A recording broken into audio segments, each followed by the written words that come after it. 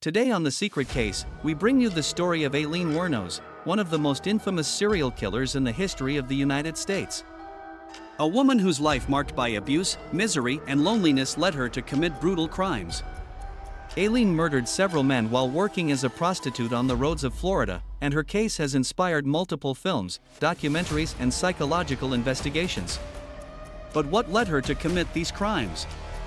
Was she a victim of circumstances, or was she simply born with an inclination towards violence?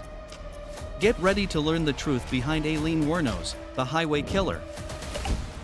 Before we start, don't forget to subscribe to our channel and activate the bell so you don't miss any of our videos. Let's get started. Aileen Wuornos was born on February 29, 1956, in Rochester, Michigan. From the beginning, her life was marked by neglect and abuse. Her mother, Diane, had her when she was a teenager, and her father, Leo Dale Pittman, was a convicted felon who was incarcerated for horrendous abuse and crimes. In fact, she never got to know her father, as he committed suicide in prison when she was only a few months old. This left Aileen and her brother in the care of their maternal grandparents, who were not prepared to raise two children. Aileen's childhood was extremely difficult. From a young age, she was physically and emotionally abused by her grandparents, which deeply affected her mental health. To make matters worse, her grandmother was an alcoholic, and her grandfather was extremely strict and abusive. At age 11, Aileen began to exhibit problematic behaviors. She smoked, drank alcohol, and ran away from home frequently. At age 14, she became pregnant and was sent to a home for unwed mothers, where she gave birth to a child who was put up for adoption. After this incident, Aileen felt even more alienated from her family and decided to leave home. From then on, she began to live on the streets, surviving through prostitution and petty theft.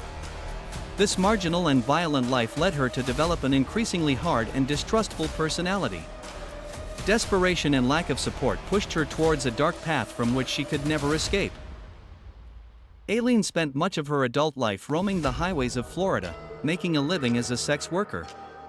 She frequented bars and gas stations looking for clients, but her life was filled with violence and abuse. The men who hired her often treated her with contempt or physically assaulted her, which gradually fueled a deep hatred of the male gender. In 1986, Wuornos met Tyria Moore, a woman with whom she had a romantic relationship for several years. The two lived together, and although Aileen continued to work as a prostitute, she remained emotionally dependent on Tyria. Moore would be a key figure in Aileen's future trial, as their relationship and life together showed a vulnerable and human side of the killer. Yet despite her attempts to find some stability, Aileen was unable to escape the spiral of violence she was trapped in. Years of abuse and rejection had created a deeply resentful and paranoid personality in her. She felt that the world was against her and that the men who hired her were nothing more than predators. Between 1989 and 1990, Aileen Wuornos murdered 7 men on Florida highways. Her victims were middle-aged men who she claimed had assaulted her or attempted to assault her. Wuornos claimed in her defense that all of the murders were in self-defense, but evidence suggests otherwise. Her modus operandi was similar in each case. She lured her victims by offering them sexual services, then shot them with a .22 caliber pistol. Aileen's first confirmed victim was Richard Mallory, an electronics store owner who was murdered on December 1, 1989. Mallory's body was found in the woods, with multiple gunshot wounds. His murder marked the beginning of a series of crimes that would terrorize the state of Florida. Although Aileen claimed that Mallory had assaulted her, investigators discovered that the violence with which he was killed did not match an act of self-defense. Over the next few months, Wuornos continued to murder other men who met the same fate. Her victims included Charles Carskadden, a rodeo worker, David Spears, a laborer, and Peter Seams, a man whose car was found abandoned but whose body was never recovered. Each murder seemed to be more calculated than the last, and Aileen always stole the victims' belongings after shooting them. In many cases, she and Tyria Moore used the victims' stolen cars to get around, which would eventually give them away. Aileen Wuornos was captured on January 9, 1991, in a bar in Port Orange, Florida, after authorities began tracking down evidence of the crimes. Aileen's fingerprints were found on some of her victims' stolen cars, linking police directly to her. Following her capture, authorities also arrested Tyria Moore, who eventually agreed to cooperate with police in exchange for immunity. Moore played a crucial role in Aileen's confession. In a series of recorded phone calls, Moore convinced Wuornos to admit to the murders in order to protect her from any implication. This led to Aileen Wuornos voluntarily confessing to killing all 7 men, though she insisted that most of the killings had been in self-defense. Despite her attempts to justify the murders as a form of defense, the evidence against her was overwhelming. Bullets found at the crime scenes matched the .22 caliber pistol Wuornos used, and evidence from stolen cars and belongings sealed her fate. Aileen was put on trial, and in 1992, she was sentenced to death for 6 of the murders. Aileen Wuornos was executed by lethal injection on October 9, 2002, after spending more than 10 years on death row.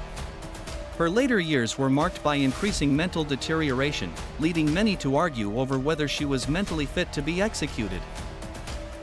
Before her execution, Wuornos gave several interviews, in which she expressed her disdain for the judicial system and life in general.